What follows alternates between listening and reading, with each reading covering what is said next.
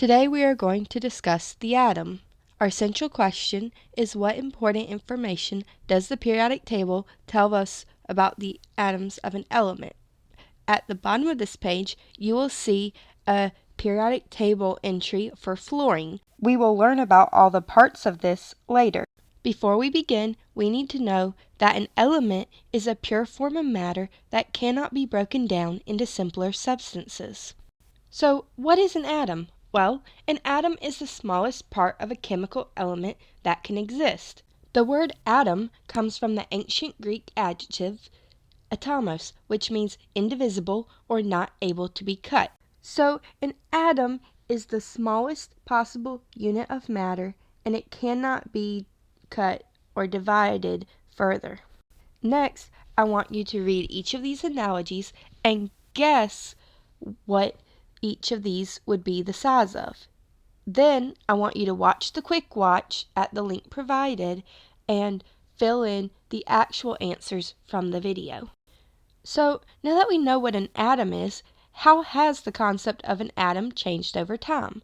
Well, we know that the concept of an atom has changed over time as more and more research has been done and the theories we have evolved.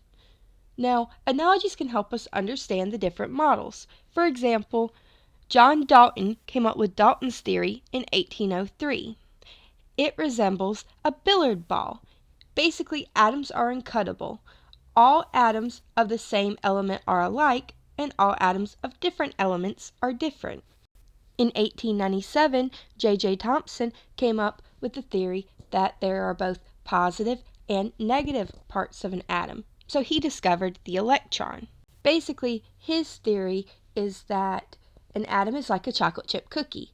Atoms are positively charged substances with negatively charged particles scattered about. So the cookie is the positive and the chips are the negative. In 1908, Ernest Rutherford discovered the existence of the nucleus. His theory is that the atom is like a cherry. So the atoms are made mostly of empty space, that's the cherry, with a dense positively charged nucleus in the center, in this case the seed. In 1913, Niels Bohr came up with the Bohr theory, which says that electrons move in definite orbits around the nucleus, kind of like the planets move about the sun in the solar system. Now, many other scientists have also contributed to atomic theory, leading to our current understanding, which is electrons do not move in orbits, but instead at really high speeds to form an electron cloud. The atom is mostly empty space, kind of like a fluffy cotton ball. So we know that the smallest unit of matter is an atom. However, in order to determine what element an atom is, we need to know about its subatomic particles. So what are subatomic particles? Well, the three subatomic particles, protons, neutrons, and electrons, are the parts that make up an atom. Remember, the root sub means under or below, kind of like a submarine travels below the sea. In order to measure the mass of a subatomic particle, we use a really tiny unit of mass called AMU, or atomic mass unit. So first, let's look at protons. Protons have positive charges, and their symbol is P+. They have a mass of 1 AMU, or 1 atomic mass unit. You can remember protons are like the fingerprint of an atom. Every atom has a unique number of protons. So basically, the number of protons tells you what element you have. Next, let's look at neutrons, which have a neutral or zero charge, and their symbol is N0. Their mass is also 1 AMU. Neutrons add mass to an atom, but they are neutral, so they don't add charge. Different atoms of the same element can have different number of neutrons, which changes their atomic mass, but does not change their identity. Lastly, we look at electrons, which have a negative charge.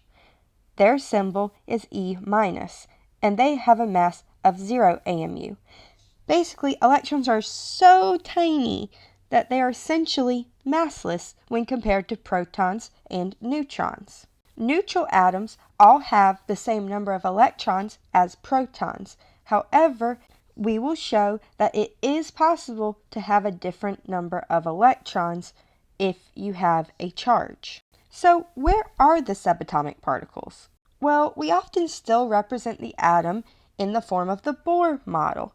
You know, the one where the electrons are like the planets in specific orbits around the nucleus, which is like the sun, because it makes it easier to diagram and predict the atom's behavior. So let's look at an example. Here we have a Bohr model of a boron atom.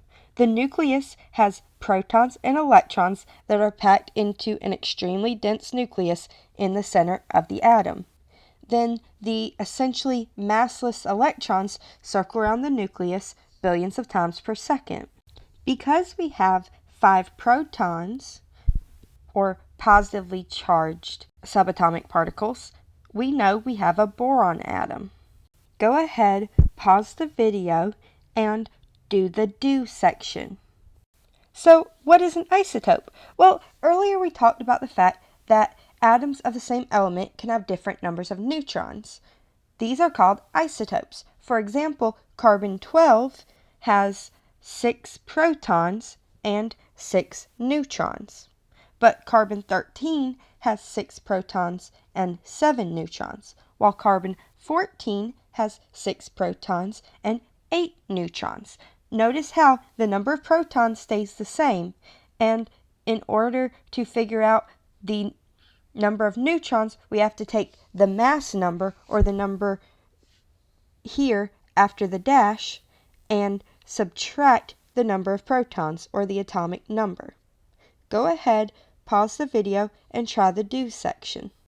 Basically, an isotope is a different flavor of the element. These atoms of carbon all exist in nature, but the most common isotope of carbon is carbon-12. By the way, this form of writing isotopes is called isotopic notation, where you have the atomic mass after the name of the element. So, what information do periodic table squares provide about elements? Well, first of all, the number at the top is called the atomic number. It's sort of like the ID of the element. It tells how many protons the atoms of that element always contain. The periodic table square also tells you the state at room temperature. In this case, the state of the matter is a gas, as you can see from this hot air balloon. However, a lot of periodic tables will show you a color-coded version instead, or just give you an S, G, or L. Next, we have the 1 to 2 letters that make up the chemical symbol. This represents the element. The first letter is always capitalized, and if there is a second letter, it will be lowercase. Here, underneath the symbol, we have the element name. The elements are named using Latin and Greek word roots based on their properties, after heavenly bodies, after gods, after places, and after scientists. Basically, there's a lot of ways to name an element. You just have to know where to find the name on the table. Finally, we have the atomic mass, the weighted average mass of all isotopes of the element, as they naturally occur. Make sure you know that the atomic mass is not the same as the mass number. The mass number is the total number of protons and neutrons. To figure out the number of neutrons in an atom's most common isotope, you round the atomic mass on the periodic table to the nearest whole number. For example, in the case of fluorine, 18.998 rounds to 19. You will then subtract the number of protons, or the atomic number 9, and 19 minus 9 is 10, so fluorine atoms have 10 neutrons. Now, try the sum it up questions and check your answers with your teacher.